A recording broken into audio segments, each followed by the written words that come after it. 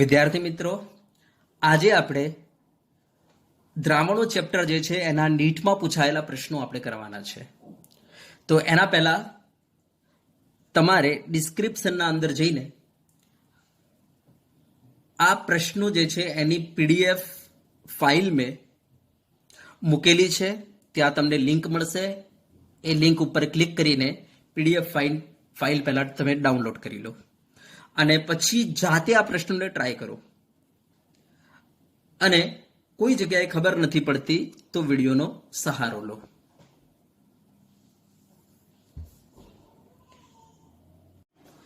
ચલો, question number જો 1 આપણે શું કહે છે? બે ઘટકોમાંથી દ્રાવણ બનવું તેને ગણતરીમાં લેવાય છે. ઓકે, બે ઘટકો ભેગા કરીને આપણે દ્રાવણ બનાવવા જઈ રહેલા છીએ. એમાં શુદ્ધ દ્રાવક જે છે એમના જુદા પડેલા દ્રાવકના અણુઓ માટે એણે ડેલ્ટા H1 આપી દીધી છે ઉર્જા, અને દ્રાવ્ય પદાર્થના અંદર દ્રાવ્ય અણુઓ વચ્ચેની ઉર્જા આપી દીધી છે ડેલ્ટા H2. અને જ્યારે આપણે ભેગા કરીશું ત્યારે જે દ્રાવક અને દ્રાવ્યના અણુઓ આવશે, બરાબર, એટલે એમની વચ્ચે જે આંતરક્રિયા થવાની છે એના માટેની ઉર્જા એણે ડેલ્ટા H3 લખીને આપી દીધી છે. ઓકે, હવે કે છે બનેલું દ્રાવણ જો આદર્શ હોય તો આ ચારમાંથી કયું વિધાન સાચું છે?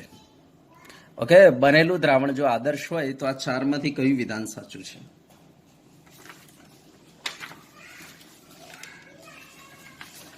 તો જુઓ, અહીંયા પહેલી તો વાત એ છે કે જ્યારે આપણે દ્રાવ્યની વાત કરીશું ત્યારે દ્રાવ્ય અણુ વચ્ચે કંઈક ને કંઈક આંતરક્રિયા થતી હશે, એના માટેની ઉર્જા ડેલ્ટા H1 લખીને આપી દીધી છે. પછી બરાબર, એના માટેની ઉર્જા એને ડેલ્ટા H2 લખીને આપેલી છે. અને જે દ્રાવકના અણુઓ વચ્ચેની જે ઉર્જા છે એમની વચ્ચે જે આંતરક્રિયા થતી હશે દ્રાવક એ આંતરક્રિયા જે થતી હશે એની વચ્ચેની જે ઉર્જા છે એ લખીને એને ડેલ્ટા H1 લખીને આપી દીધી છે. હવે કે છે જ્યારે આ બંનેને ભેગા કરીશું ત્યારે દ્રાવ્ય અને દ્રાવક આંતરક્રિયા થવાની છે, એમની ઉર્જા ડેલ્ટા H3 છે. હવે ધ્યાન આપજો આને બરાબર. દાખલા તરીકે જ્યારે આપણે મિશ્ર કરીશું આ દ્રાવ્ય અને દ્રાવકને ત્યારે શું થશે? દ્રાવ્ય વચ્ચેનો બંધ તૂટશે, બરાબર, યસ. તો અહીંયા ઉર્જાનું શોષણ થશે. દાખલા તરીકે 10 જૂલ જેટલી ઉર્જાનું શોષણ થયું કારણ કે પેલો બંધ તૂટ્યો. દ્રાવક વચ્ચેની આંતરક્રિયા તૂટશે, બરાબર. હવે આપણને ખબર છે આ દ્રાવ્ય વચ્ચેની આંતરક્રિયા અને દ્રાવક વચ્ચેની આંતરક્રિયા કેવી છે? સરખી છે આદર્શ દ્રાવણમાં. અને દ્રાવ્ય અને દ્રાવક વચ્ચેની આંતરક્રિયા સરખી છે. તો ધ્યાન આપજો. હવે જ્યારે આપણે ભેગા કરીશું ત્યારે દ્રાવક વચ્ચેનો બંધ તૂટશે, જેના કારણે શું થશે? ત્યાં પણ કેટલી ઉર્જાનું શોષણ થશે? તો જેટલી અહીંયા થઈ હતી એટલી 10 જૂલ. Okay, yes. હવે થશે શું? તો આપણે જ્યારે આ બંનેને ભેગા કરીશું ત્યારે દ્રાવ્ય અને દ્રાવક આ આંતરક્રિયા થવાની છે. Okay, yes. તો જ્યારે આ આંતરક્રિયા થશે ત્યારે આ જે છે નવું બંધ નિર્માણ ક્રિયા છે, બરાબર. અને આ નવી બંધ નિર્માણ ક્રિયા જે છે કોના જેવી છે? દ્રાવ્ય દ્રાવક જેવી જ છે. તો અહીંયા 10 જૂલ જેટલી ઉર્જાનું ઉત્સર્જન થશે કારણ કે આ આંતરક્રિયા થવાની છે જેના કારણે ઉત્સર્જન થશે, બરાબર. ધ્યાનથી જજો. હવે વાત એ છે કે દ્રાવ્ય દ્રાવક જ્યારે આપણે બંનેને ભેગા કરીશું ત્યારે અહીંયા દ્રાવક પ્રકારની આંતરક્રિયા બે બનશે. ધ્યાન આપજો. દ્રાવ્ય તૂટ્યા, દ્રાવક તૂટ્યા. ટોટલ કેટલી ગઈ? 20 ગઈ. યસ. અહીંયા નવું બન્યું દ્રાવક, આનો દ્રાવક, બરાબર. અને એ રીતના આનો દ્રાવક. તો નવું જે છે દ્રાવક વાળી ક્રિયા કેટલી થઈ? તો 2 ટાઈમ્સ થઈ. માટે 2 ટાઈમ્સ 10 જૂલ જેટલી ઉર્જાનું શોષણ થશે. માટે આપણે કહીશું કે 2 ટાઈમ્સ 10 જૂલ જેટલી ઉર્જાનું ઉત્સર્જન થશે. માટે આપણે કહીશું કે ડેલ્ટા H3 નું મૂલ્ય કેટલું હશે? -20 જૂલ હશે. ચલો, ઓકે, ક્લિયર છે? તો ધ્યાન આપજો. એ બી જ્યારે નવી આંતરક્રિયા થશે AB આના જેવી જશે સેમ. માટે એ દરમિયાન અહીંયા ઉર્જા અહીંયા ઉર્જાનું શોષણ થયું. પેલું આપણે કહી શકીએ કે બંધ તૂટવા માટે અહીંયા ઉર્જાનું શોષણ થયું, બંધ તૂટવા માટે, બરાબર. યસ. અને અહીંયા દ્રાવ્ય અને દ્રાવક આ નવી આંતરક્રિયા થઈ જે દરમિયાન બંધ નિર્માણ પામે છે તો શું થશે? ઉર્જાનું ઉત્સર્જન. ઓકે, હા, કેટલી ઉર્જાનું ઉત્સર્જન થશે તો ધ્યાન આપજો. અહીંયા દ્રાવ્ય દ્રાવ્ય દ્રાવક દ્રાવક, તો અહીંયા 10 જૂલ જેટલી ઉર્જા નું શોષણ થયું, આ 10 જૂલ જેટલી ઉર્જાનું શોષણ થયું, ટોટલ કેટલી 20 જૂલ જેટલી ઉર્જાનું શોષણ થયું. બરાબર, યસ. જ્યારે દ્રાવ્ય દ્રાવક થશે તો અહીંયા 2 ટાઈમ્સ થશે દ્રાવ્ય દ્રાવક, કારણ કે આનો દ્રાવક નજીક આવશે, એટલે શું થશે? 10 જૂલ જેટલી ઉર્જા બહાર ફેંકશે. એ રીતના રહી ગયેલો આનો દ્રાવક નજીક આવશે, 10 જૂલ જેટલી ઉર્જા બહાર ફેંકશે. તો દ્રાવ્ય દ્રાવકનું જ્યારે ઇન્ટરેક્શન થશે ત્યારે ટોટલ કેટલી ઉર્જા બહાર ફેંકાશે? 20 જૂલ જેટલી. કારણ કે આદર્શ દ્રાવણની ખાસિયત છે એ પ્રકારની આંતરક્રિયા અને બીબી પ્રકારની આંતરક્રિયા, એના જેવી જ હોય છે એ બી પ્રકારની આંતરક્રિયા. બરાબર, માટે આ દરમિયાન કેટલી ઉર્જાનું ઉત્સર્જન થશે? જેટલી ઉર્જા દ્રાવ્ય દ્રાવક તૂટવામાં શોષાઈ હતી એટલી દ્રાવ્ય દ્રાવક બનવામાં ઉત્સર્જાશે. યસ, તો કેટલી? 10 જૂલ જેટલી ઉર્જા ઉત્સર્જાશે. પણ અહીંયા આનો દ્રાવ્ય એમ કરીને ટોટલ 2 વખતે દ્રાવ્ય દ્રાવક બનવાનું છે, જેના કારણે ડેલ્ટા H3 ની કિંમત જે આવશે એ કેટલી આવશે? 10 તો આવશે કેટલી? 20. સમજ્યા વાત ને? 20 આવશે. તો આ રીતના આપણે કહી શકીએ કે ડેલ્ટા H મિક્સિંગ જે છે એની કિંમત તમને ખબર છે 0 છે. બરાબર, યસ.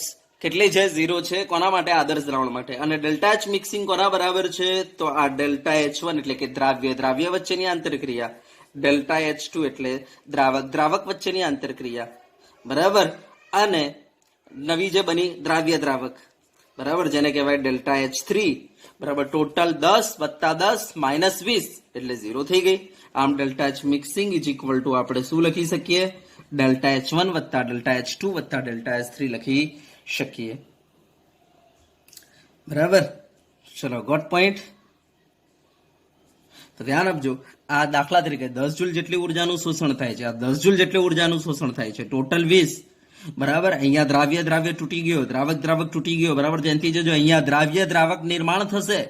બરાબર, પણ 2 ટાઈમ્સ નિર્માણ થશે. તો અહીંયા 10 જેટલી ગઈ, અહીંયા 10 જેટલી ગઈ, તો અહીંયા ઉત્સર્જાશે કેટલી? સામે 20 જેટલી ઉત્સર્જાશે. બરાબર, અને ટોટલ આ ત્રણેયનો સરવાળો કેટલો થશે? આદર્શ દ્રાવણમાં 0 થશે. માટે delta H mixing is equal to 0 અને ડેલ્ટા H વત્તા ડેલ્ટા H2 વત્તા delta H3 is equal to 0. માટે આપણે બંનેને સરખાઈને લખી શકીએ. Delta H mixing is equal to delta H1 વત્તા ડેલ્ટા H2 વત્તા ડેલ્ટા H3.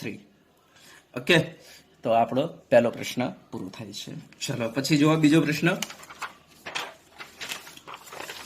આપણને શું કહે છે? ઘણીવાર કપૂર આણ્વીય ભાર નક્કી કરવા માટે વપરાય છે, કારણ કે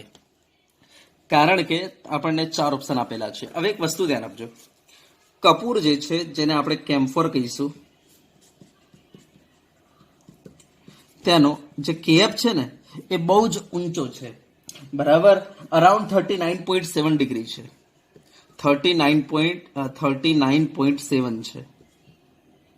બરાબર, 39.7 છે ને, 39.7 છે. બરાબર, લખી દો, 39.7 છે. ઓકે, કેમ્ફરનો કેએફ. હવે કેએફ બહુ ઊંચો છે, જેના કારણે શું થાય છે? તો દાખલા તરીકે તમે કોઈ જગ્યાએ કેમ્ફરને જો દ્રાવક તરીકે જો તમે કેમ્ફરને વાપરો, તો આ કેમ્ફોરના અંદર આપણે કોઈ દ્રાવ્ય પદાર્થનું આપણે 1 મોલલ દ્રાવણ બનાવી દઈએ. બરાબર, 1 મોલલ દ્રાવણ બનાવી દઈએ. ઓકે, અને આપણે એનો ઠાર બિંદુ અવનયન માપીએ તો એ કેટલો આવશે? 39.7 આવશે. કેટલો આવશે? 39.7. Okay, yes. તો ડેલ્ટા TF 39.7 આવી જશે, કારણ કે delta TF is equal two KF થઈ જશે જો તમે 1 મોલલ દ્રાવણ બનાવો તો આમ ડેલ્ટા TF બહુ ઊંચું આવશે, કારણ કે KF 39.7 છે, જેના કારણે ડેલ્ટા TF બહુ ઊંચું આવશે. અને ડેલ્ટા TF ઊંચું આવતો હોવાથી આપણે સરળતાથી સામાન્ય થર્મોમીટર વડે આ તાપમાનને માપી શકીએ છીએ.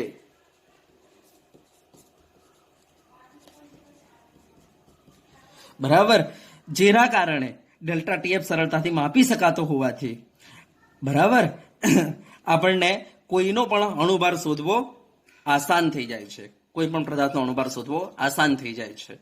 ઓકે, માટે આપણે કેમ્ફોરને દ્રાવક તરીકે વાપરી શકીએ. અને આ પદ્ધતિનું એક નામ પણ આપેલું છે. આ પદ્ધતિનું નામ છે રાસ્ટ મેથડ. બરાબર, જે આપણે કેમ્ફોરનો દ્રાવક તરીકે ઉપયોગ કરીએ ને, આવી પદ્ધતિને કહેવાય છે રાસ્ટ મેથડ. કઈ મેથડ કહેવાય છે? આવી પદ્ધતિને કહેવાય છે રાસ્ટ મેથડ. જે આપણે કેમ્ફોરનો દ્રાવક તરીકે ઇસ્તેમાલ કરીએ આ પદ્ધતિને શું કહેવાય છે? રાસ્ટ મેથડ. તો ફરીથી, જે આપણે કેમ્ફોર દ્રાવક તરીકે વાપરીએ ત્યાં ફાયદો શું છે? તો કેમ્ફોરનો કેએફ જે છે બહુ ઊંચો છે, જેના કારણે આપણને જે ડેલ્ટા ટીએફ મળશે, બરાબર, તમારા દ્રાવણનો એ બહુ મોટો મળશે, જેના કારણે એને સામાન્ય થર્મોમીટરથી માપવો પણ બહુ આસાન રહે છે. બહુ સરળતાથી તમે માપી શકશો, કારણ કે ડેલ્ટા ટીએફ બહુ ઊંચો છે એટલા માટે. બરાબર, યસ. માટે આપણે કેમ્ફોરનો ઉપયોગ કરીએ છીએ અને આ મેથડનું નામ શું છે? રાસ્ટ મેથડ. ઓકે, તો જો અહીંયા આપણને શું કહે છે? ઘણીવાર કપૂર આણ્વીય ભાર નક્કી કરવા માટે વપરાય છે, કારણ કે તે તાત્કાલિક મળી શકે છે. તેનો ઠાર બિંદુ અવનયન ગણક અચળાંક ઊંચો છે. તો યસ, તો તેનો ઠાર બિંદુ અવનયન અચળાંક ઊંચો છે. Okay, yes. અને અહીંયા આવશે આ બી. ચલો, ક્લિયર છે? આપણે નેક્સ્ટ આપણે જોઈએ. બે પ્રવાહી પી અને ક્યુ ના બાષ્પ દબાણો અનુક્રમે 80 અને 60 ટોર આપેલા છે. પી ના 3 મોલ અને ક્યુ ના 2 મોલ મિશ્ર કરવાથી ઉત્પન્ન થતું બાષ્પ દબાણ ગણો. તો અહીંયા તો આપણે બાષ્પ દબાણ ગણવાનું છે, બરાબર.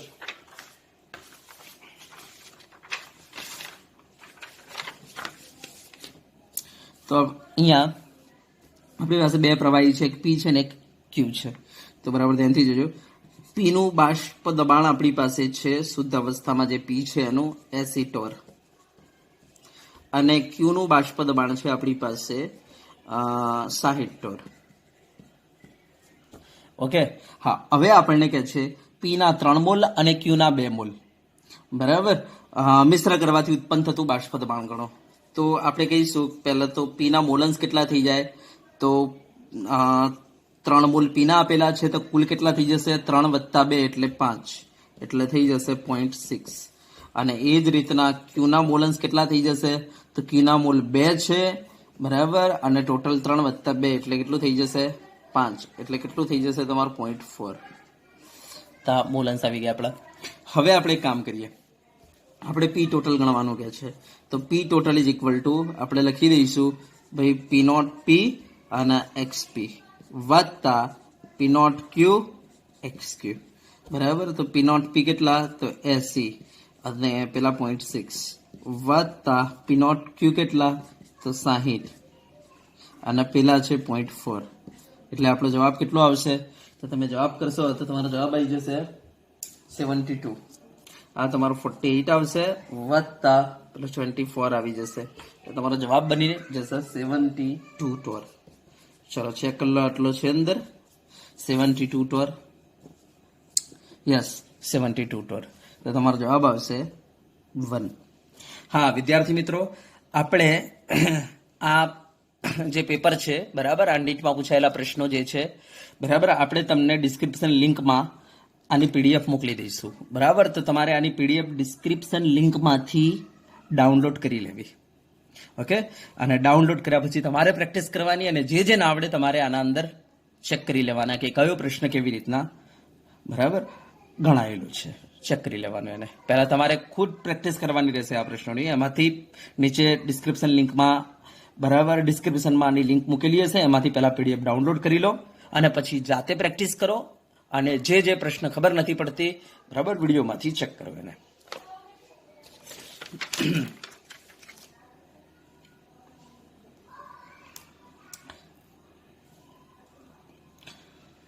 ચલો હવે એના પછી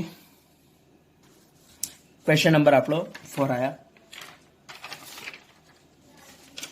ચલો શું કહે છે? જો વાતાવરણના દબાણે યુરિયાનું દ્રાવણ 100 °C તાપમાને 100.18 °C તાપમાને ઉકળે છે, બરાબર. તો યુરિયાનું દ્રાવણ એનું ઉત્કલન બિંદુ એને આપી દીધું છે. જો પાણી માટે કેએફ અને કેબીના મૂલ્યો આપેલા હોય તો ઉપરનું દ્રાવણ ખાલી જગ્યા ઉષ્ણ તાપમાને ઠરી જશે. દબાણ નહીં, ઉપરનું દ્રાવણ ખાલી જગ્યા ઉષ્ણ તાપમાને ઠરી જશે.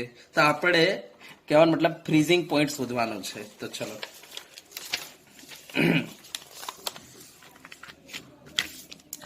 તો જુઓ, આપણને પહેલા તો ઉત્કલન બિંદુ આપી દીધું છે ટીએફ.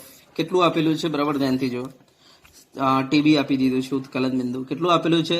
100.18 18 अंश સેલ્સિયસ આપણને આપી દીધું છે. Okay, TB. હવે પાણીનું ઉત્કલન બિંદુ બધાને ખબર જ છે કેટલું હોય, 100 હોય. તો આ બંનેમાં કેટલાનો ફરક આવ્યો? તો આપણે કહી શકીએ ડેલ્ટા ટીબી જેને કહેવાય તો 0.18 નો, બરાબર, 0.18 ડિગ્રીનો. તો ડેલ્ટા ટીબી તમારા હાથમાં છે. હવે આપણને કહે છે જો કેએફ અને કેબી ના મૂલ્યો તમને આપેલા હોય તો ઉષ્ણતા આપણને ઠરી જશે ડેલ્ટા ટીએફ શોધો. તો હવે ધ્યાન આપજો, delta TF is equal to આપણને ખબર છે KF into molality. Okay, same એ રીતના delta TB is equal to આપણને ખબર છે કેબી ઇન્ટુ મોલાલિટી. હવે આપણે આ બંનેનો ગુણોત્તર લઈ લઈએ તો delta TF upon delta TB is equal to શું થઈ જશે? તો ઉપર થઈ જશે ડેલ્ટા ટીએફ એટલે ઉપર કેએફ થઈ જશે અપોન નીચે શું થઈ જશે? કેબી. મોલાલિટી કટ થઈ જશે. યસ. હવે આપણે શોધવાનું શું છે? તો ડેલ્ટા ટીએફ શોધવું છે. તો delta TF is equal to શું થઈ જશે? Delta TF is equal to delta TB into KF upon KB. Okay, ચલો આના અંદર કિંમતો મૂકી દઈએ આપણે. તો જો આપણી પાસે ડેલ્ટા ટીબી 0.80 છે તો ડેલ્ટા ટીબી છે 0.18 હો ને, 0.18 મલ્ટીપ્લાય કેએફ. તો કેએફ ની કિંમત આપણને રકમમાં આપી દીધી છે. કેટલી છે? 1. કેએફ ની કિંમત 1.86 અને કેબી ની 0.512. તો કેએફ ની કેટલી આપેલી છે? 1.86 અને કેબી ની કેટલી છે? 0.512. તો 0.512. ચલો, ઓકે. યસ, આને થોડું સિમ્પ્લિફાઈ કરી લઈએ આપણે, બરાબર. તો આપણો જવાબ આવી જશે સિમ્પ્લિફાઈ કરતા અને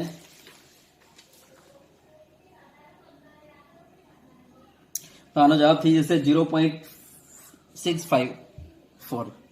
તો ડેલ્ટા ટીએફ તમારો થઈ જશે 0.654 ડિગ્રી. આ ડેલ્ટા ટીએફ આવી ગયો. Okay, yes. તો હવે આપણે કહી શકીએ આપણને શોધવાનું શું કહ્યું હતું? દ્રાવણનું કેટલા ઉષ્ણતા આપણને દ્રાવણ ઠરી જશે. તો આના ઉપરથી આપણે કહી શકીએ દ્રાવણનું ઠાર બિંદુ કેટલું થઈ જશે? તમને ખબર છે પાણીનું 0 અને એમાં આટલું ઘટાડો તો આપણે કહી શકીએ -0.654 ડિગ્રી એનો ઠાર બિંદુ થઈ જશે દ્રાવણનો. તો -0.654. ચલો ચેક કરી લઈએ. -0.654 -0.654. યસ, આ રહ્યો બી ઓપ્શન. ચલો, ઓકે.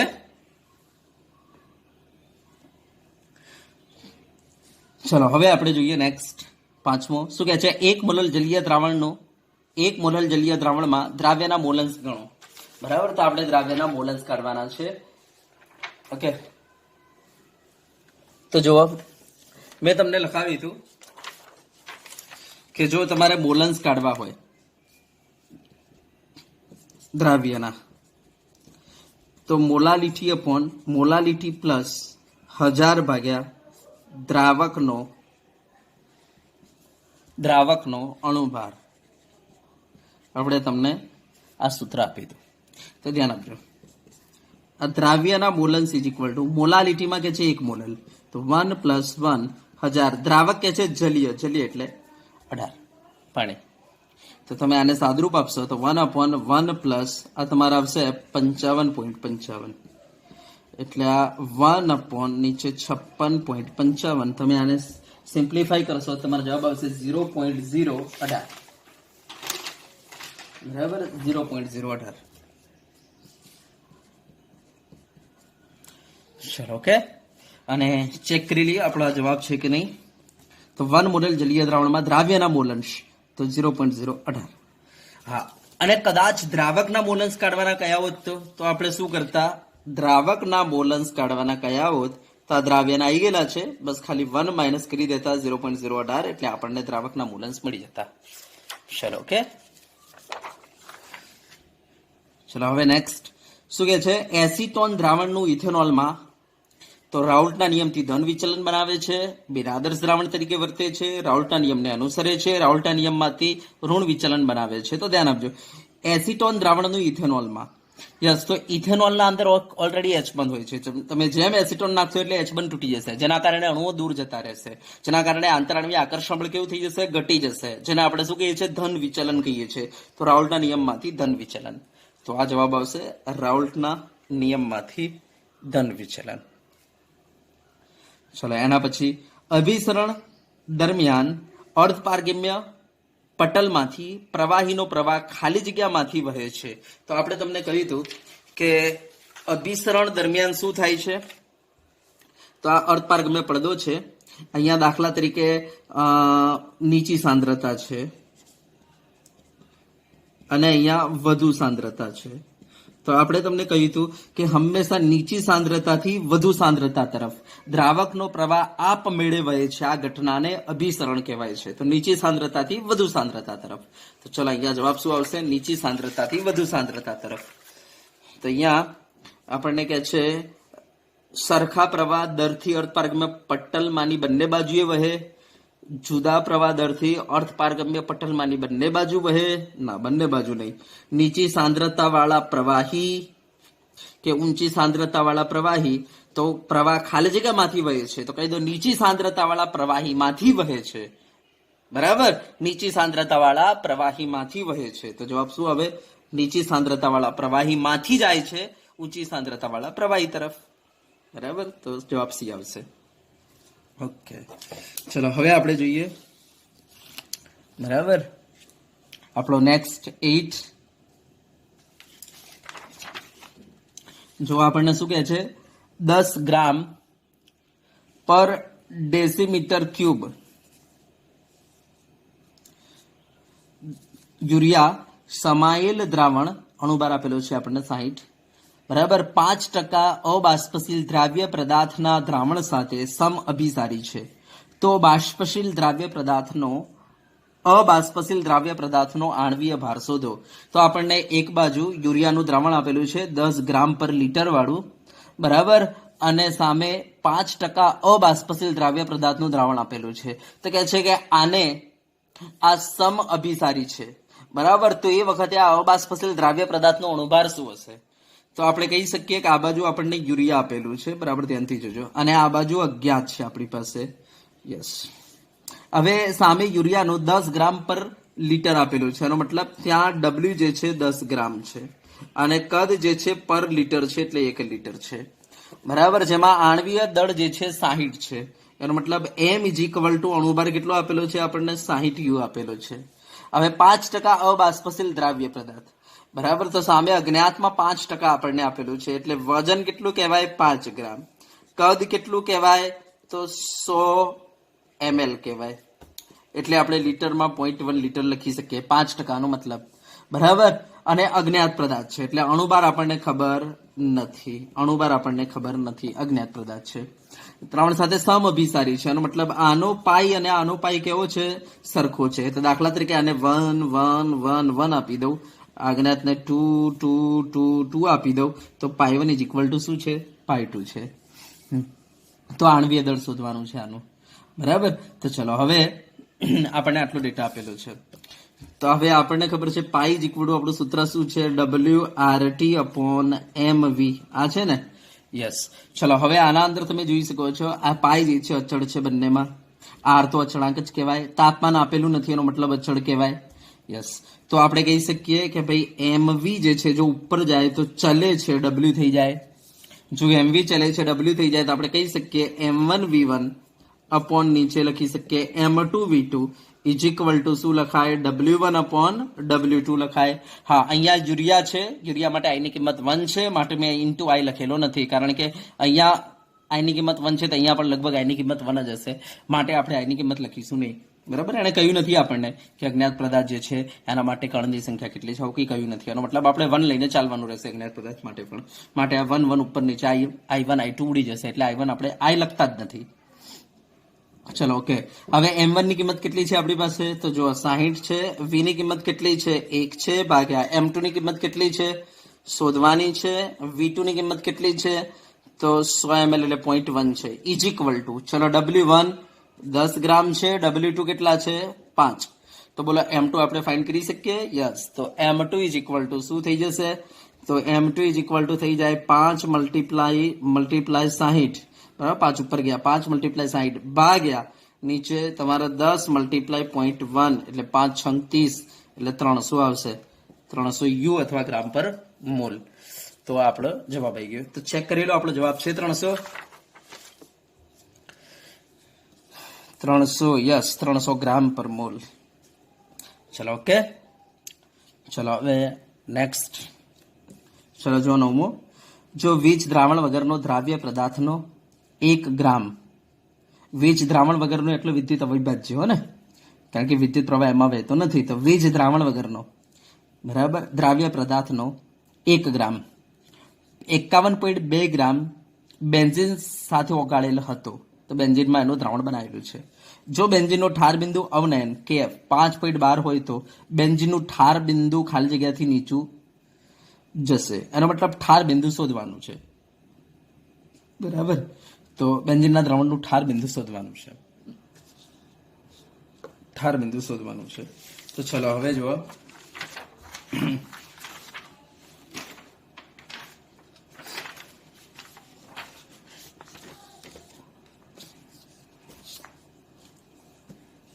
તો અહીંયા પહેલા તો આપણે નોંધી લઈએ શું છે.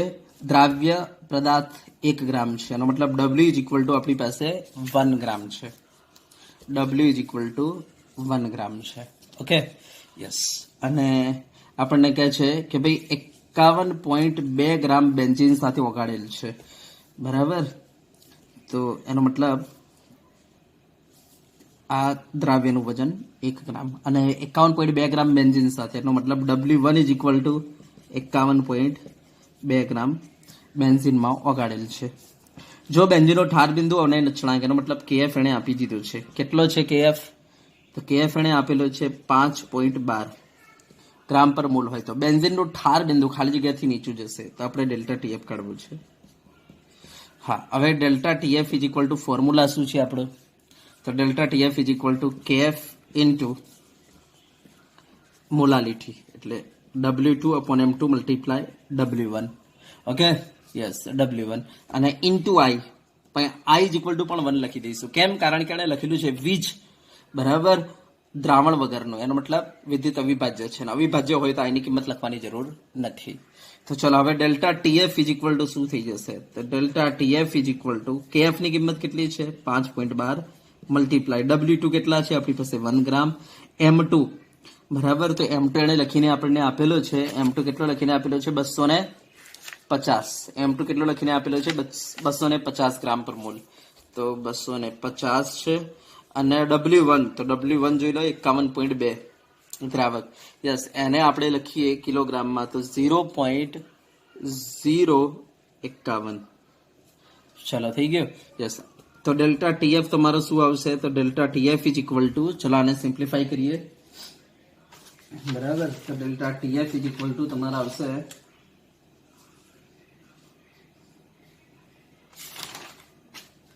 0.4. યસ, આ ડેલ્ટા TF આવી ગયું. આટલો ઘટાડો થશે ઠાર બિંદુમાં. હવે આપણને ખબર છે બેન્ઝીનનું જે છે અહીંયા બેન્ઝીનનું ઠાર બિંદુ ખાલી જગ્યાથી નીચું થઈ જશે. બરાબર. તો હવે આપણે કહી દઈએ કે ભાઈ કેટલું આવ્યું આપણું? 0.4 કેલ્વિન આવી ગયું. બરાબર. તો 0.4 કેલ્વિનથી કેવું થઈ જશે? નીચું. તો આપણો જવાબ રહેશે C. ચલો એના પછી 10મો. મંદ એસિડ HX નું 0.5 મોલલ જલીય દ્રાવણ 20% આયનીકરણ કરેલું છે. બરાબર. 0.5 મોલલ જલીય દ્રાવણનું આયનીકરણ કેટલું થયેલું છે? અંદર જલીય દ્રાવણ 20% આયનીકરણ કરેલું છે. જો પાણીનો KF 1.86 હોય તો દ્રાવણનું ઠાર બિંદુ કેટલું થશે? અને મંદ એસિડ HX આપેલું છે. બરાબર. ધ્યાનથી જોજો કે પ્રશ્ન બહુ ઇમ્પોર્ટન્ટ પ્રશ્ન છે. આવા પ્રશ્નો ઘણા આવે છે. બરાબર. તો મંદ એસિડ જે આપેલો છે HX. બરાબર. યસ. અને એનું 0.5 મોલલ જલીય દ્રાવણ આપી દીધું છે અને 20% આયનીકરણ પામે છે. એનો મતલબ આલ્ફા ઇઝ ઇક્વલ ટુ 20%. તો ટકામાં હતું, હું અંશમાં લખી દઉં છું 0.20. ઓકે. તો આલ્ફા થઈ ગયું આપણું 0.20. ચલો હવે બરાબર ધ્યાનથી જોજો કે આલ્ફા આપેલું છે એનો મતલબ આપણે આઈ કાઢી શકીએ. તો જ્યાં જે આપણને આલ્ફા આપેલું હોય ત્યાં પહેલા આપણે આઈ કાઢી જ લઈશું. તો alpha is equal to 1 - I upon 1 - N. ચલો આલ્ફાની કિંમત કેટલી છે 0.20 is equal to 1 minus I upon 1 minus N. તો જો HX લખેલો છે અને HX ને જોતા જ આપણે કહી શકીએ કે આ H પ્લસ આપશે અને X માઇનસ આપશે. એનો મતલબ ત્યાં n ઇઝ ઇક્વલ ટુ કેટલા પાર્ટિકલ રહેશે? 2 પાર્ટિકલ. તો આ -1 ઉપર જાય તો -0.20 ઇઝ ઇક્વલ ટુ 1 માઇનસ આઈ થઈ ગયું. બરાબર. તો બોલો આઈ ઇઝ ઇક્વલ ટુ શું થઈ જશે? આ 1 માઇનસ આ 1 એમને એમ માઇનસ આઈ બદલાવે પ્લસ આઈ, આ 1 એમને એમ અને 0.20 આ બાજુ આવે તો વત્તા 0.20. તો આપણે કહી શકીએ કેટલું આવ્યું? 1.20. તો આઈ ની કિંમત કેટલી આવી ગઈ તમારી? 1.20 આવી ગઈ. હવે બરાબર ધ્યાનથી જોજો, આઈ ની કિંમત તમારે 1.20 આવી ચૂકેલી છે. બરાબર. તો જ્યાં જે આપણને આલ્ફા આપી દે ત્યાં પેલા આઈ કાઢી જ લેવાનો. હવે આપણને શોધવાનું શું કે છે? ભાઈ KF આપેલો છે 1.86 કેલ્વિન. તો દ્રાવણનું ઠાર બિંદુ શોધવાનું કે છે. બરાબર. તો દ્રાવણનું ઠાર બિંદુ એટલે ડેલ્ટા TF. તો delta TF is equal two KF into molality into આઈ. બરાબર. તો આઈ મૂકવાનું રહેશે જ્યાં આલ્ફા આપેલો હોય ત્યાં. હવે ડેલ્ટા TF એમને રાખો. હવે KF ની કિંમત, તો જો KF ની કિંમત એને લખીને આપેલી છે આપણને. કેટલી આપેલી છે? 1.86. તો 1.86. મોલલ કેટલું મોલલ દ્રાવણ બનાવેલું છે? તો 0.5 મોલલ. કેટલું મોલલ છે? 0.5 મોલલ. અને આઈ ની કિંમત કેટલી આવી ગયેલી છે આપણી? તો 1.20. તો આઈ ની કિંમત કેટલી છે? આ 1.20 છે. યસ. આ તમે સાદરૂપ આપશો તો 1.86 મલ્ટીપ્લાય 0.5 મલ્ટીપ્લાય બરાબર 1.20 તમે કરશો તો 1.116 આવ્યું. 1.116. એનો મતલબ 1.12 આપણે કહીએ તો ચાલે. તો ડેલ્ટા TF તમારો આવી ગયો 1.12. બરાબર. હા, હવે મારે દ્રાવણનું ઠાર બિંદુ શોધવાનું હતું. બરાબર, ધ્યાનથી જોજો. મને શું કહે છે? દ્રાવણનું ઠાર બિંદુ ખાલી જગ્યા છે. બરાબર. તો દ્રાવણનું ઠાર બિંદુ એટલે TF. તો TF ઇઝ ઇક્વલ ટુ આપણે શું કરીશું? તો પાણી હતું તમારું દ્રાવક અને એમાંથી જે દ્રાવણ બનાવ્યું એનો ઠાર બિંદુમાં 1.12 નો ઘટાડો થયો તો 0 માઇનસ 1.12. તો તમારા દ્રાવણનું ઠાર બિંદુ કેટલું થઈ જશે? તો -1.12. કારણ કે આટલો ઘટાડો થાય અને પાણીનો ઠાર બિંદુ 0 હોય છે, એમાં આટલો ઘટાડો કરો એટલે માઇનસમાં થઈ જાય -1.12. યસ. તો પાણીનું ઠાર બિંદુ 0 અને એમાં આટલો ઘટાડો કરો 1.12 જેટલો, એટલે તમારો જવાબ શું થઈ જશે? -1.12. તો -1.12 -1.12 તમારો જવાબ ડી રહેશે. ચલો, ઓકે, કોઈ દિક્કત? ચલો નેક્સ્ટ.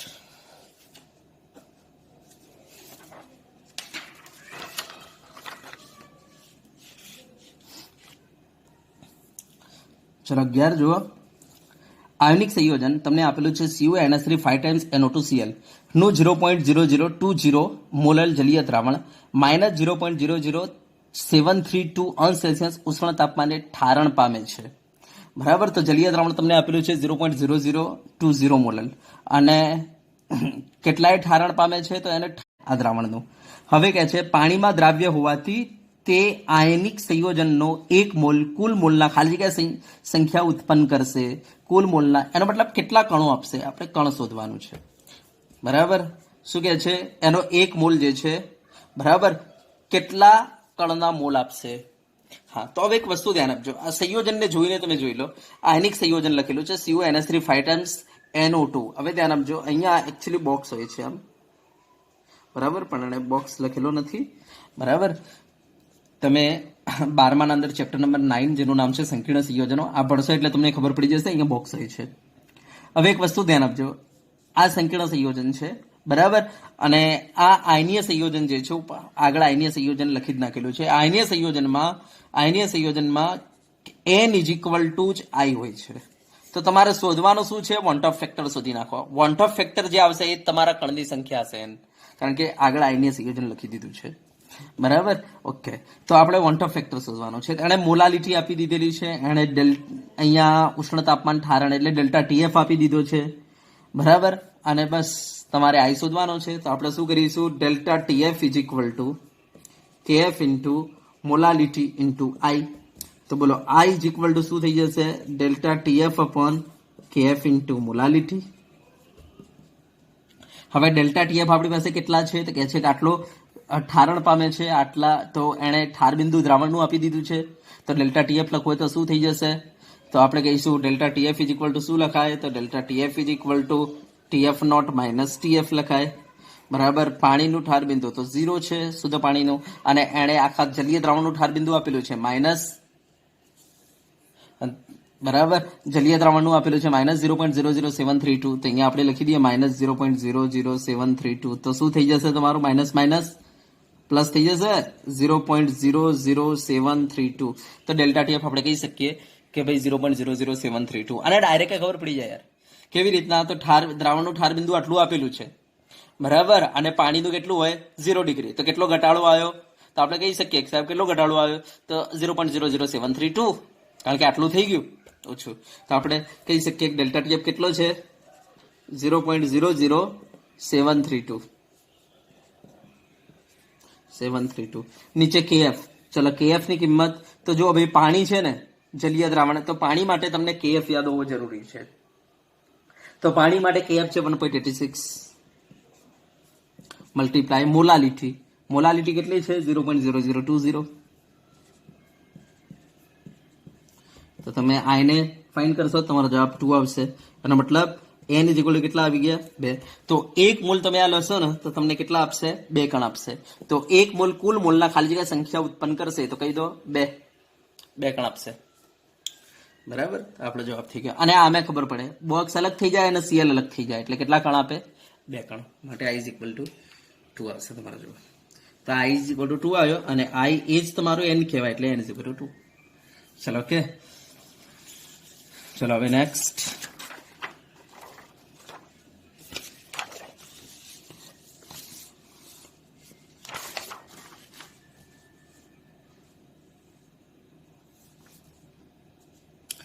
જો હવે આપણને ક્વેશ્ચન નંબર 12 આપણે જોઈએ.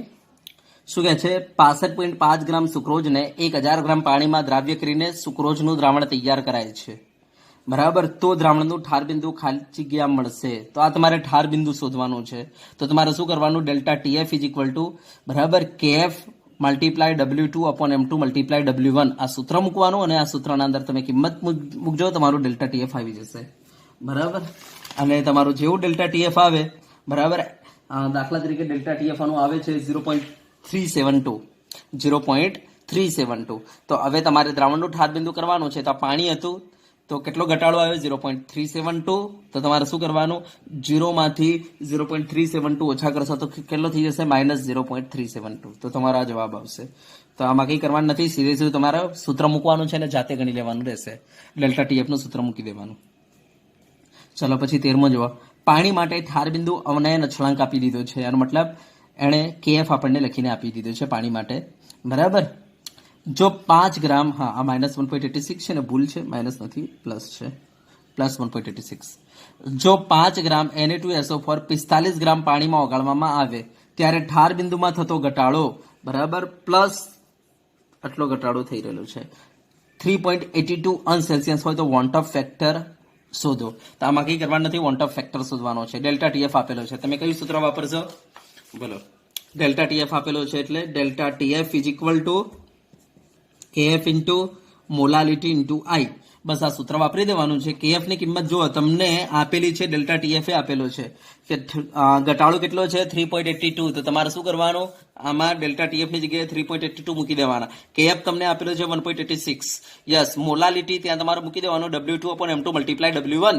યા તો મોલાલિટી સીધી આપી એટલે લખી દેવાની, નથી આપી એટલે W2 upon M2 multiply W1 મૂકી દેવાનું. W2 તમારો 5 ગ્રામ અપોન, બરાબર, Na2SO4 નો અણુભાર કાઢી લેવાનો, એ તમારો M2 મલ્ટીપ્લાય W1 એટલે 45 ગ્રામ એટલે 0.045 મૂકી દેવાના અને આઈને કરતા બનાવી દેવાનો. તમારો જવાબ આવી જશે આઈનો. તો અહીંયા તમારો જવાબ આવે છે B 2.63. બોલો, જાતે કરી લેશો ને? યસ. તો ડેલ્ટા ટીએફ નું સૂત્ર મૂકી દેવાનું એટલે જાતે આઈને કરતા બનાવી દેવાના એના ઉપરથી, એટલે જાતે થઈ જશે આ દાખલો. ચલો એના પછી જે સંયોજન એક દ્રાવક સાથે વિયોજન થાય અને બીજા દ્રાવક સાથે સુયોજન પામે તેમના માટે વોન્ટ ઓફ ફેક્ટર આઈ બરાબર ખાલી જગ્યા.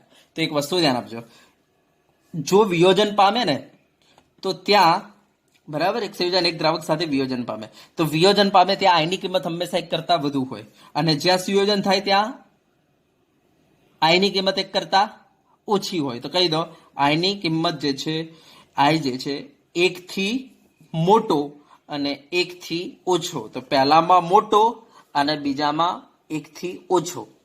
પહેલા 1 થી વધુ, જ્યાં વિયોજન થાય ત્યાં આઈની કિંમત 1 થી વધુ હોય, અને જ્યાં સુયોજન થાય ત્યાં આઈની કિંમત 1 કરતા ઓછી હોય તો પહેલામાં 1 થી વધુ અને બીજામાં 1 થી ઓછી, તો 1 થી મોટો અને 1 થી ઓછો તમારા જવાબ રહેશે. ચલો એના પછી 1 મોલર જલીય દ્રાવણમાં દ્રાવ્ય પદાર્થના મોલંશ આગળ આવી ગયો આપણો પ્રશ્ન. બરાબર. ચલો એના પછી મંદ એસિડનું 0.1 મોલર જલીય દ્રાવણ 30% આયનીકરણ કરેલ છે. જો આયનીકરણ અંશ તમને આપી દીધો તો આ બહુ જ ઇમ્પોર્ટન્ટ પ્રશ્નો છે, ધ્યાન આપજો. મંદ એસિડ એને લખવું પડે, અહીંયા એસિડ કયો છે, HA છે કે પછી H2A છે. બરાબર, ઘણી વાર એને લખવું પડે એસિડ કયો છે આપણી પાસે. બરાબર. હા, HA એસિડ હોય તો તમે N બરાબર 2 લઈને ચાલશો. હા, ઘણી વાર H2A પ્રકારનો એસિડ હોય, બરાબર, ડાયાબેટિક, તો એ વખતે તમારે શું કરવું પડે, N બરાબર તમારે 3 લઈને ચાલવું પડે. 2 H આપશે ને એક A માઇનસ આપશે. તેને લખવું પડે અહીંયા કયો એસિડ છે. મદ એસિડ લખીએ ના ચાલે, અને લખવું પડે HA છે કે આ H2A છે એવું લખવું પડે. ચલો ને અત્યારે આપણે HA સમજીને ચાલીએ છીએ. HA એસિડ નું 0.1 મોલર જલીય દ્રાવણ. ઓકે, તો HA એસિડ છે જેના કારણે N ઇઝ ઇક્વલ ટુ 2 લઈ લઈએ આપણે, અને 0.1 મોલર, તો molality M is equal two કેટલું છે, 0.1 મોલર. બરાબર. જલીય દ્રાવણ 30% આયનીકરણ કરેલ છે. તેનો આયનીકરણ અંશ આપણને કેટલો આપેલો છે, 30%. તો આયનીકરણ અંશ 30% એટલે શું થાય, આયનીકરણ બરાબર અંશમાં લખવું હોય તો 0.30 આલ્ફા થઈ ગયું. ઓકે, હમણાં આગળ આપણે દાખલો ગણે એવો જ છે. હવે કે છે જો પાણીનો KF તમને 1.86 આપેલો હોય તો દ્રાવણનો ઠાર બિંદુ કેટલું થાય, તો ડેલ્ટા TF કાઢવાનું છે. તો બોલો હવે તમારે શું કરવાનું રહેશે, પહેલા તો આલ્ફા ઉપરથી તમારે આઈ કાઢવો પડશે. બરાબર, જે આલ્ફા આપેલું હોય તમારે આઈ કાઢી જ લેવાનો. કેવી રીતના, તો આલ્ફા ઇઝ ઇક્વલ ટુ શું કરશો, 1 - i અપોન 1 - n. હવે ધ્યાન આપજો, આમાં આઈ તમારે કરતા બનાવવાનું છે. આલ્ફાની કિંમત તમારે 0.30 મૂકી દેવાની છે, અને એન ની કિંમત તમારે મૂકવાની રહેશે 2. તો તમે આ કિંમત મૂકશો, એન ની કિંમત 2 અને આલ્ફાની 0.30, તો તમારી આઈ ની કિંમત આવી જશે. બરાબર, હું ડાયરેક્ટ લખી દઉં છું. આઈ ની કિંમત આવી જશે તમારે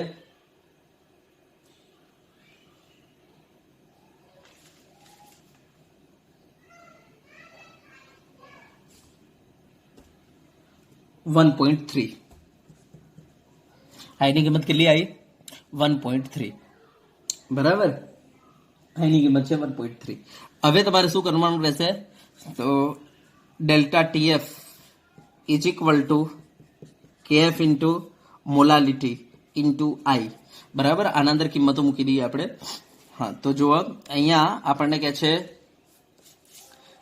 દ્રાવણનું ઠાર બિંદુ એટલે ડેલ્ટા TF શોધવાનું છે. તો ડેલ્ટા TF એમ નામ રાખો. ચલો, KF ની કિંમત 1.86 આપેલી છે આપણને રકમમાં. યસ, 1.86 આપેલી છે. બોલો M2 એટલે મોલાલિટી, અને મોલાલિટી કેટલી થાય, તો W2 upon M2 multiply W1. તો તમે જોઈ શકો છો અહીંયા ડાયરેક્ટ જ આપી દીધી છે, 0.1 મોલર છે. તો આપણે ડાયરેક્ટ જ અહીંયા મૂકી દઈએ ને, 0.1 મોલર આપેલી છે એટલે તો 0.1 ગુણ્યા હવે આઈ ની કિંમત. તો આઈ ની કિંમત હમણાં હાલ જ આપણે શોધી કેટલી છે, 1.3. તો અહીંયા 1.3 મૂકી દો. ઓકે, તો તમારું ડેલ્ટા TF આવી જશે. Delta TF is equal two આ ટોટલ તમે કરશો તો તમારો જવાબ આવશે 0.2418. 0.2418 આટલો ઘટાડો આવશે. બરાબર, ઠાર બિંદુમાં. તો હવે દ્રાવણનું ઠાર બિંદુ કેટલું થઈ જશે, તો 0 તો હતું, એમાં આટલો ઘટાડો એટલે શું થઈ જાય, -0.2418. તો જોઈ લો, -0.2418 છે, -0.24. યસ, આ રહ્યું ડી. ચલો, ઓકે.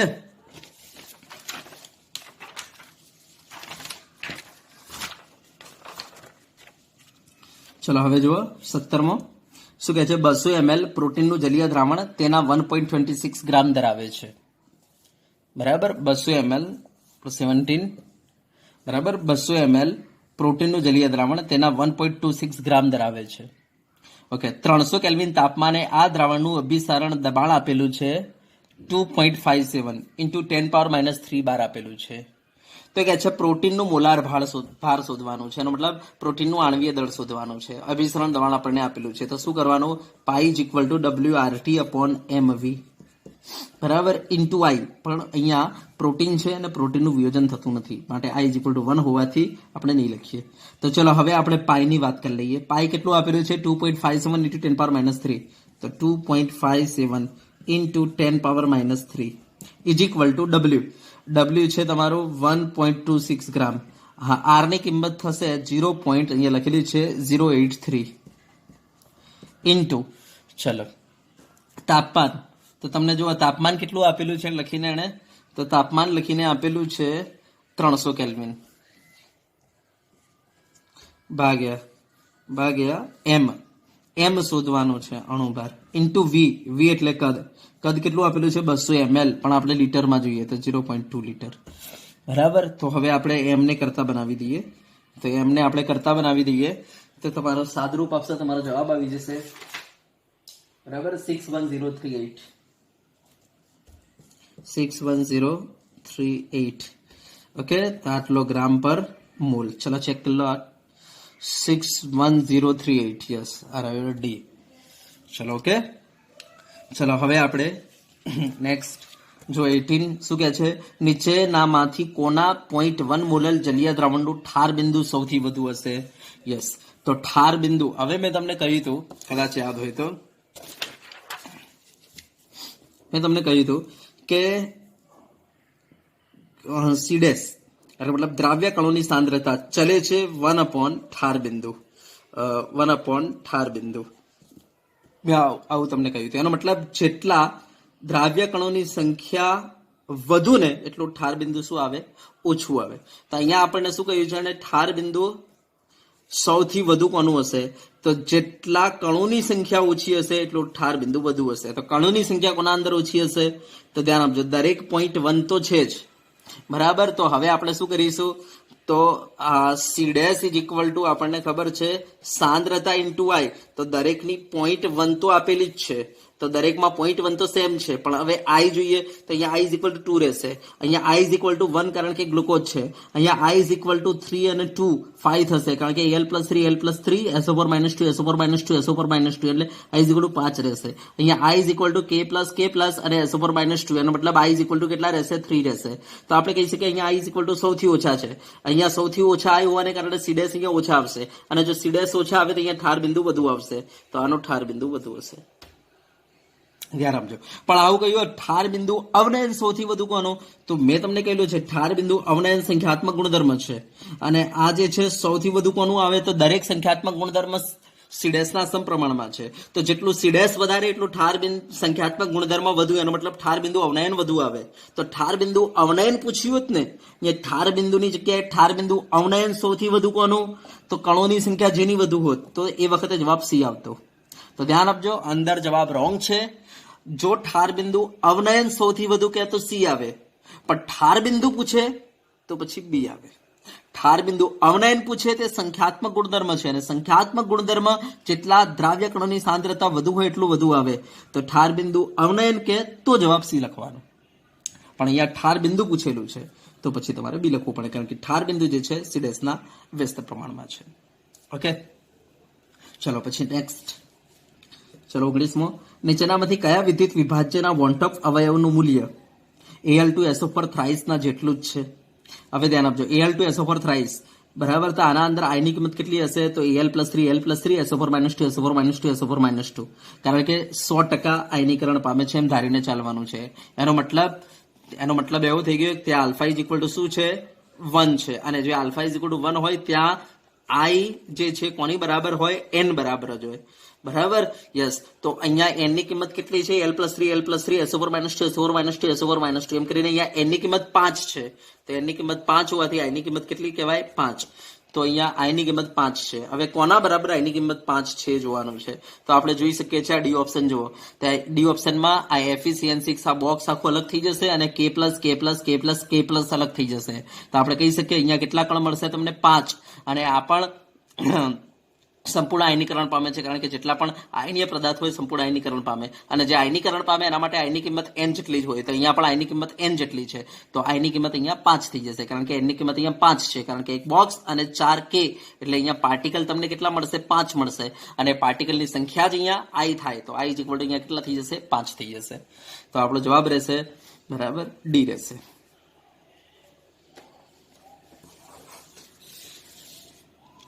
ચલો એના પછી બેન્ઝીન અને ટોલ્યુઇનની બાષ્પના 1:1 મોલાર મિશ્રણ માટે સાચું વિધાન જણાવો. તો ધ્યાન આપજો, તમને 1:1 મોલાર મિશ્રણ આપી દીધેલું છે. બરાબર. તો બેન્ઝીન અને ટોલ્યુઇનના બાષ્પના અંદર બરાબર બાષ્પ માટે સાચું વિધાન તમને ઓળખવાનું કે છે. અને તમને જે મિશ્રણ આપેલું છે બરાબર એ 1:1 મોલારનું મિશ્રણ આપેલું છે. અહીંયા સેન્ટેન્સ લખવામાં થોડી મિસ્ટેક થયેલી છે, કારણ કે આ લોકો શું કરે છે, ઇંગ્લિશનું જ્યારે ગુજરાતી કન્વર્ટ કરે છે એટલે થોડી મિસ્ટેક કરી દે છે. તો અહીંયા ધ્યાન આપજો, બેન્ઝીન અને ટોલ્યુઇનનું મિશ્રણ આપેલું છે બરાબર. હા, અને એ મિશ્રણ 1:1 મોલાર છે. ઓકે. હવે એમની જે બાષ્પ બને છે એ બાષ્પ માટે નીચે તમારે વિધાન ઓળખવાનું છે, એક સાચું વિધાન કર્યું છે. હવે ધ્યાન આપજો, આગળ લખે છે 25°C તાપમાને બેન્ઝીન અને ટોલ્યુઇનનું બાષ્પ દબાણ આપી દીધું છે 12.8 છે ને એકનો 3.85 છે. તો એક વસ્તુ ધ્યાન આપો, બાષ્પ દબાણ કોનું વધારે છે, તો બેન્ઝીનનું વધારે છે. હવે જેટલું બાષ્પ દબાણ વધારે, અહીંયા મિશ્રણ તો બંનેનું સેમ છે, બેન્ઝીન અને ટોલ્યુઇનનું, ધ્યાન આપજો. યસ, હા, પણ બેન્ઝીનનું બાષ્પ દબાણ વધારે છે અને તમને ખબર છે જેટલું બાષ્પ દબાણ વધારે હશે એટલું વધુ ને વધુ બાષ્પ બનાવશે બરાબર. તો મને બતાવજો, બાષ્પ અવસ્થામાં બેન્ઝીન અને ટોલ્યુઇન માંથી કોણ વધારે હશે, તો બેન્ઝીન વધારે હશે અને ટોલ્યુઇન ઓછો હશે બાષ્પ અવસ્થામાં. તો હવે સાચું વિધાન જોવાનું છે, બાષ્પ અવસ્થામાં ટોલ્યુઇનની ટકાવારીનું પ્રમાણ વધુ કે બાષ્પ અવસ્થામાં બંનેનું પ્રમાણ સરખું બરાબર, કે અનુમાન ન લાગી શકે, કે પછી બાષ્પમાં બેન્ઝીનનું ટકાવાર પ્રમાણ વધુ. તો કહી દો બેન્ઝીનનું ટકાવાર પ્રમાણ વધુ. કેમ? કારણ કે બેન્ઝીન જે છે એનું બાષ્પ દબાણ વધુ છે કોના કરતા, ટોલ્યુઇન કરતા. અને તમને ખબર છે જેટલું બાષ્પ દબાણ વધુ એટલી બાષ્પ વધુ બને. કારણ કે આપણે તમને કહ્યું હતું કે ભાઈ બાષ્પ દબાણ બે વસ્તુ પર આધારિત છે, એક એમનો અંશ અને બીજું એમની બાષ્પશીલતા બરાબર. યસ, હા, અહીંયા અંશ સરખો છે. કેમ સરખો છે? કારણ કે બંનેનું 1:1 મોલાર છે, જેના કારણે સપાટી પર જેટલા બેન્ઝીનના અણુ હશે એટલા જ સપાટી પર ટોલ્યુઇનના અણુ હશે. માટે બંનેના અંશ તો સરખો છે, પણ બાષ્પશીલતા કોની વધારે છે, તો બેન્ઝીનની વધારે છે. માટે બેન્ઝીન વધુ તેજીથી ઉડશે, જેના કારણે બેન્ઝીનની બાષ્પ વધારે બનશે. ઓકે, માટે કહી શકાય બાષ્પમાં બેન્ઝીનનું ટકાવાર પ્રમાણ વધુ છે.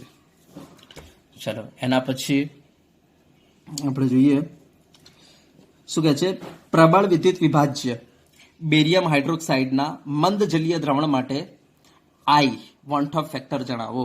તો પ્રબળ વિદ્યુત વિભાજ્ય બેરિયમ હાઇડ્રોક્સાઇડના જલીય દ્રાવણ માટે આઈની કિંમત જણાવવાનું કે છે. હા, તો ધ્યાન આપજો, પ્રબળ વિદ્યુત વિભાજ્ય બેરિયમ હાઇડ્રોક્સાઇડ. તો હવે બેરિયમ હાઇડ્રોક્સાઇડ, તો બેરિયમ હાઇડ્રોક્સાઇડ એટલે BaOH બરાબર. બેરિયમ હાઇડ્રોક્સાઇડ એટલે શું થઈ જાય, BaOH. અને આ પ્રબળ વિદ્યુત વિભાજ્ય છે, માટે આપણને કેટલા કણ આપશે, તો એક તો Ba+2 આપી દેશે અને બીજું 2 ટાઈમ્સ આપણને OH- આપશે.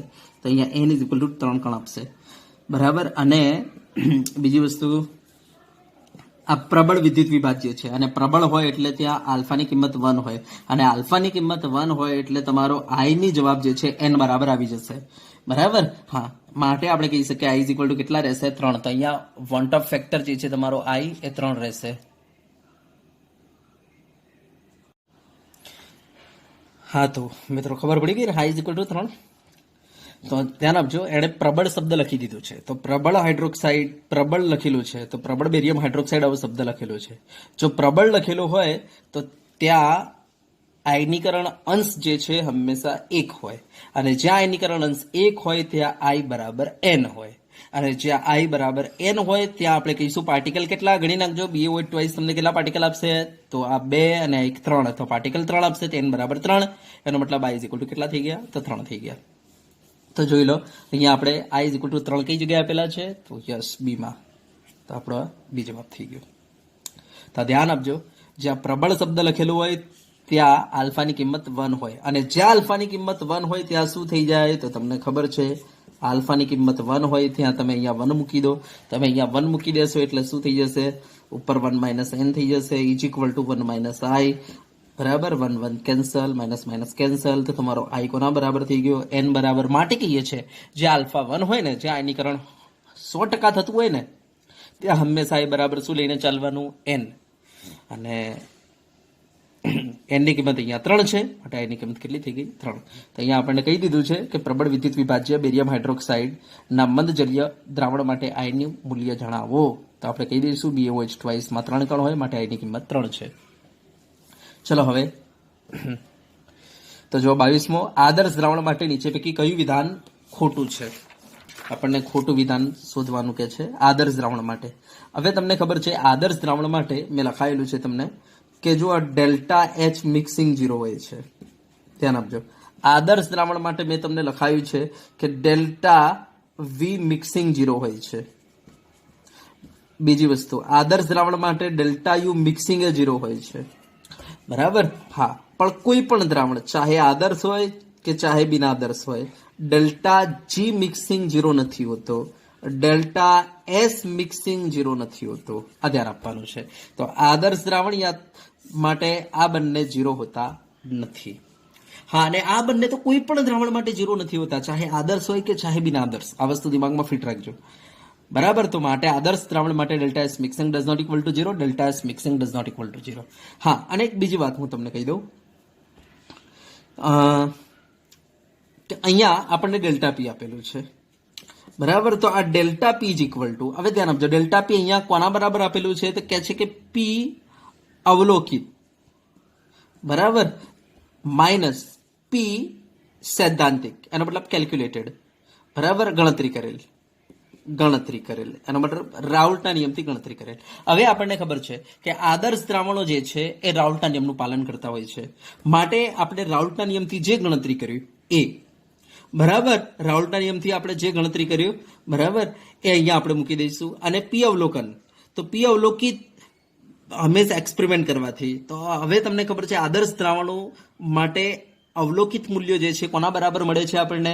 તો રાઉલ્ટના નિયમ અનુસાર જે હોય છે એટલા જ મળે છે. માટે અવલોકિત મૂલ્યો અને ગણતરી કરેલ મૂલ્યો બંને આદર્શ દ્રાવણ માટે કેવા હોય છે? સરખા હોય છે. કારણ કે આદર્શ દ્રાવણ રાઉલ્ટના નિયમનું પાલન કરતા હોય છે. માટે પી અવલોકિત કોના જેટલું મળશે આપણને? રાઉલ્ટના નિયમ જેટલું જ મળશે. માટે આ બંને સરખા છે. અને આ બંને જો સરખા હશે તો ડેલ્ટા પી શું થઈ જશે? 0. માટે યાદ રાખજો ડેલ્ટા પી અહીંયા 0 હોય છે. એટલે ડેલ્ટા પી એટલે બાષ્પ દબાણમાં થતો ઘટાડો નથી હોય ને, ધ્યાન આપજો. ડેલ્ટા પી શું છે? બાષ્પ દબાણમાં થતો ઘટાડો નથી. આ મિસ્ટેક થઈ જશે. ડેલ્ટા પી આવું લખે છે કે પી અવલોકિત માઇનસ પી કેલ્ક્યુલેટેડ. આ બંનેનો તફાવત કેટલો છે અને ડેલ્ટા પી કહે છે અહીંયા. અને ડેલ્ટા પી કેટલો હોય આદર્શ દ્રાવણ માટે? 0 હોય. કારણ કે આદર્શ દ્રાવણ માટે તમને ખબર છે તમે જે ગણતરી કરશો એ અને જે અવલોકિત મળશે ગણતરી કરેલ જેટલું હશે એટલું જ મળશે. કારણ કે એ રાઉલ્ટના નિયમનું પાલન કરતા હોય છે. માટે આ બંને વેલ્યુ સરખી હોવાને કારણે તમે આ બંનેનો તફાવત લેશો જેના ડેલ્ટા પી કહેલો છે 0 આવશે. તો હવે ધ્યાન આપજો કે અહીંયા આપણને કહે છે કયું વિધાન ખોટું છે. તો આપણે કહી દઈશું કે કયું વિધાન ખોટું છે. તો delta G mixing equal to 0 આ ખોટું છે. કારણ કે આદર્શ દ્રાવણ માટે delta G mixing does not equal to 0 હોય છે. ચલો બરાબર. ચલો એના પછી 23મો, ટોલ્યુન તેની બાષ્પ અવસ્થામાં બેન્ઝીન અને ટોલ્યુનના દ્રાવણ સાથે સંતુલનમાં છે, જેમાં ટોલ્યુનના મોલન્સ આપેલા છે 0.50. હવે એ જ તાપમાન જો શુદ્ધ બેન્ઝીનનું બાષ્પ દબાણ તમને આપેલું છે, શુદ્ધ બેન્ઝીનનું બાષ્પ દબાણ 111 ટોર, ટોલ્યુનનું તમને આપેલું છે 37 ટોર. તો કહે છે બાષ્પ અવસ્થામાં ટોલ્યુનના મોલન્સ શું હશે? તો બાષ્પ અવસ્થામાં ટોલ્યુનના મોલન્સ શોધવાના છે. તો એક વસ્તુ ધ્યાન આપજો કે તમને અહીંયા બે વસ્તુ આપેલી છે, બેન્ઝીન અને ટોલ્યુન. તો બાષ્પ અવસ્થામાં ટોલ્યુનના મોલન્સ એટલે તમારે વાયટી શોધવાનો છે. બાષ્પ અવસ્થામાં ટોલ્યુનના મોલન્સ. તો તમારે શું કરવું પડશે? તો ઉપર ટોલ્યુનનું બાષ્પ દબાણ આંશિક દબાણ, નીચે તમારે શું કરવું પડશે? પીકુલ કરવું પડશે. બરાબર. તો ટોલ્યુનનું આંશિક દબાણ એટલે પી નોટ ટી એક્સ ટી કરવું પડે અને નીચે શું કરવું પડે? તો પી નોટ ટી એક્સ ટી વત્તા પી નોટ બી એક્સ બી કરવું પડે. બરાબર. અને આ બધી કિંમતો તમારે મૂકી દેવાની રહેશે. પી નોટ ટી એટલે ટોલ્યુનનું બાષ્પ દબાણ જુઓ કેટલું આપેલું છે તમને? તો 37. તો અહીંયા 37 મૂકી દો. ટોલ્યુનના મોલન્સ કેટલા આપેલા છે? તો 0.5. તો 0.5 અહીંયા મૂકી દો. અહીંયા 37, અહીંયા 0.5 વત્તા પી નોટ બી. તો બેન્ઝીનનું બાષ્પ દબાણ કેટલું આપેલું છે એને? તો 119 અહીંયા મૂકી દો. અને એક્સબી કેટલા થશે? તો પેલા એક્સટી 0.5 છે, તો એક્સબી કેટલા હશે? 0.5 જ હશે. અહીંયા તમે કિંમત મૂકી દેશો તો બાષ્પ અવસ્થામાં ટોલ્યુનના મોલન્સ આવી જશે. બરાબર. તો તમારે આ જાતે કરી લેવાનું રહેશે બાષ્પ અવસ્થામાં ટોલ્યુનના મોલન્સ. ચલો ઓકે. એના પછી 24, નીચે આપેલ મિશ્રણમાંથી કયા એકનું મહત્તમ ઉત્કલન એઝિયોટ્રોપ છે? તો ધ્યાન આપજો, મહત્તમ ઉત્કલન એઝિયોટ્રોપ આનો મતલબ રહેશે, આપણે કહી શકીએ મહત્તમ ઉત્કલન એઝિયોટ્રોપ આપણે કોને કહ્યું હતું? તો જે ધન વિચલન ધરાવે છે. બરાબર. આપણે ધન વિચલન અને ઋણ વિચલન બે આપણે ભાગ પાડ્યા હતા. બરાબર, ધન વિચલન અને ઋણ વિચલન એમ કરીને આપણે બે ભાગ પાડ્યા હતા. યસ, ધન વિચલનને આપણે કહ્યું હતું મહત્તમ બાષ્પ દબાણ એઝિયોટ્રોપ, એનો મતલબ લઘુત્તમ ઉત્કલન એઝિયોટ્રોપ, અને આને કહ્યું હતું લઘુત્તમ બાષ્પ દબાણ, એનો મતલબ મહત્તમ ઉત્કલન એઝિયોટ્રોપ. તો ધ્યાન આપજો, મહત્તમ ઉત્કલન એઝિયોટ્રોપ નો મતલબ છે ઋણ વિચલન.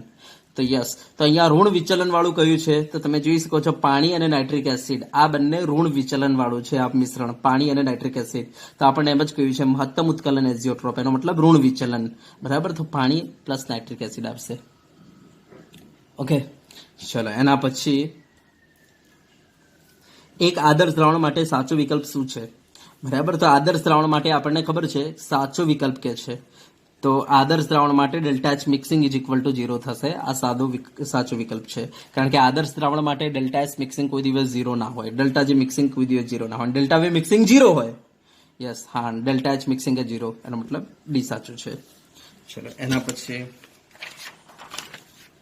બરાબર 26 શું કહે છે? 6.5 ગ્રામ દ્રાવ્યને 100 ગ્રામ પાણીમાં 100 સેલ્સિયસ તાપમાને ઓગાળતા તેનું બાષ્પ દબાણ 732 mm જોવા મળ્યું છે.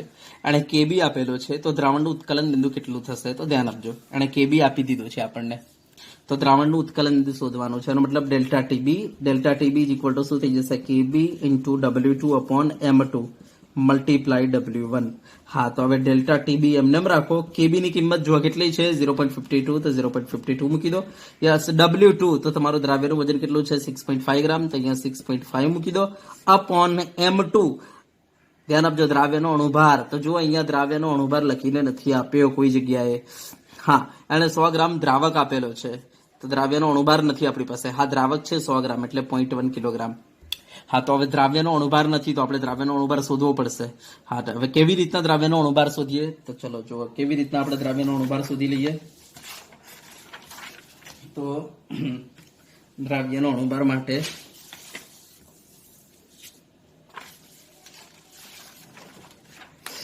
જો આપણે એક કામ કરીએ, દ્રાવ્યનો અણુભાર શોધવો છે, તો હવે આપણને કહે છે કે 100 ગ્રામ પાણીમાં 100 સેલ્સિયસ તાપમાને ઓગાળતા તેનું બાષ્પ દબાણ 732 mm, એનો મતલબ બાષ્પ દબાણ એને આપી દીધું છે દ્રાવણનું 732 mm જોવા મળે છે 100 સેલ્સિયસ તાપમાને. તો હવે આપણને ખબર છે P1 naught minus PS upon નીચે તમે PS લખી દો તો એ ચાલે, is equal to N2 upon N1, આપણને ખબર છે. તો હવે ધ્યાન આપજો, P1 નોટ બરાબર, P1 નોટ કેટલો થશે? તો 760 હશે. કેમ? કારણ કે 100 સેલ્સિયસ તાપમાને તમને ખબર છે કે દબાણ કેટલું થઈ જાય? તો 760 mm થઈ જશે. બરાબર, યસ, માઇનસ PS કેટલો છે? 732 અપોન નીચે 732. હા, ધ્યાન આપજો, આ ફોર્મ્યુલામાં P1 naught minus PS upon P1 નોટે લખી શકાય છે ને, is equal to N2 upon N1. Yes, હા, અને તમે નીચે PS પણ લખી શકો છો. બરાબર, યા તો P1 નોટે લખી શકાય. ધ્યાન આપજો, W2 upon M2 multiply W1 M1 upon W1. ચલો, તો અહીંયા 760 માંથી 732 જાય તો આપણે કેટલા રહેશે? 28 upon 732 is equal two W2 upon M2 કરો, તો W2 આપણી પાસે કેટલા છે? દ્રાવ્યનું વજન 6.5, M2 નથી, આપણે શોધવાનું છે. બરાબર, અણુભાર જ. M1 તો પાણી છે, તો પાણીનો અણુભાર 18, અને કેટલું વજન લીધેલું છે? 100 ગ્રામ લીધેલું છે. યસ, તો ચલો M2 શોધી લેજો. તો M2 ઇઝ ઇક્વલ ટુ શું આવે છે? ચેક કરો. હા, તો તમે સાદુરૂપ આપશો તો આ M2 ઇઝ ઇક્વલ ટુ કેટલું આવશે તમારું? 30.58 આવશે. ચલો, હવે તમારો અણુભાર મળી ગયો છે. હવે અહીંયા આવી જાઓ. યસ, અહીંયા M2 તમને ખબર નથી, તો હવે M2 ની જગ્યાએ આપણે લખી દઈએ 30.58. ઓકે, તો ચલો delta TB is equal to શું થઈ જશે? તો delta TB is equal to આપણું થઈ જશે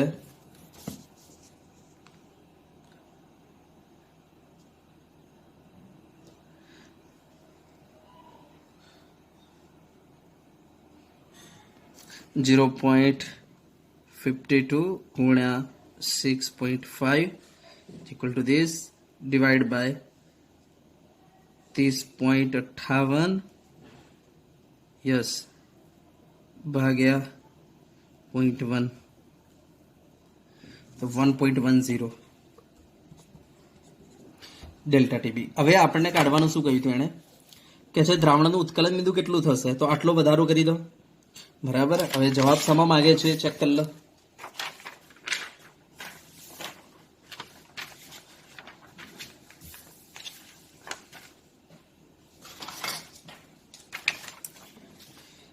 તમને કહે છે 100 સેલ્સિયસ 102 103 કે 101, તો આપણે કહીશું કે 1.10 થઈ રહેલો છે તો 100 તો હોય જ છે. બરાબર. પાણીનું તો આટલો વધારો એટલે શું થઈ જશે, ટીબી ઇઝ ઇક્વલ ટુ તમારું 100 વત્તા 1.10 એટલે 101.10, એનો મતલબ 101. તો આપણો જવાબ રહેશે 101 ડિગ્રી. બરાબર. ચલો હવે નેક્સ્ટ આદર્શ 27મો, બરાબર 27 કે છે કે આદર્શ દ્રાવણ માટે શું શૂન્ય નથી, તો ધ્યાન આપજો. ડેલ્ટા એચ મિક્સિંગ 0 હોય, delta V mixing 0, delta S mixing 0 ના હોય. અને ડેલ્ટા પી, તો ડેલ્ટા પી કોના બરાબર કે છે, ઓબ્ઝર્ડ અને રાઉલ્ટ. તો રાઉલ્ટ જે છે એનું જેટલું હોય છે એટલું જ અવલોકિત થાય છે પ્રેક્ટિકલી, જેના કારણે પ્રેક્ટિકલ અને રાઉલ્ટ બંને સેમ હોવાને કારણે આ બંનેની બાદબાકી એટલે કે ડેલ્ટા પી કેવું રહેશે, 0 રહેશે આદર્શ દ્રાવણ માટે. હા, delta S mixing does not equal to 0 રહેશે. તો જવાબ આવશે બી આદર્શ દ્રાવણ માટે. ઓકે. તો અહીંયા આપણા નીટના અંદર જેટલા પણ પ્રશ્નો હતા પૂછાયા આજ સુધીના, બરાબર, એ આપણે પૂરા કર્યા. ઓકે.